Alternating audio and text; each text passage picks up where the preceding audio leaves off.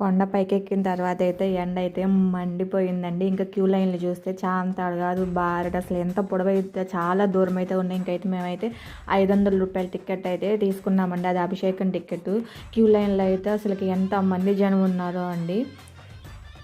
నేను ఇంతమంది జనం అయితే ఉంటారని నేను అసలు ఊహించలేదు కూడా. ఇక్కడ చూడండి లోపలికి వెళ్ళిన తర్వాత ఇక్కడ శివలింగానికి అయితే అభిషేకం అయితే చేస్తున్నారండి 2 వైపులా. ఇక్కడ ఒక ఫన్నీ ఇన్సిడెంట్ అయితే జరిగిందండి. ఇక్కడ నేనైతే వీడియో తీస్తుంటే మారేమో పోలీసులు మా ఆవిడ వీడియో తీస్తుంది ఫోన్ లాక్కుండా అన్నది. ఇంకా నేనైతే వీడియో అయితే ఆపేసానండి. ఇంకా దేవుణ్ణి అయితే కళ్ళ నిండుగా అయితే చూశానండి. ఇంకా బయటకు వచ్చిన తర్వాత ఇక్కడ శివలింగానికి అయితే 3 వైపులా శివుడు బొమ్మలు అయితే ఉన్నాయండి. అక్కడైతే అసలు ఎంత బాగుందంటే అంత బాగుంది. కానీ ఎండ అయితే చాలా మండిపోతుంది. ఇటువైపు చూస్తేనేమో మెట్లపై నుంచి వచ్చేవాళ్ళండి. అసలుకి పసుపు కుంకుమ కానీ అసలు చూడటానికి కన్నుల పండుగగా ఉంది. నేనైతే ఉపవాసం అయితే ఉండలేకపోయాను. మీరైతే ఉపవాసం ఉన్నారా?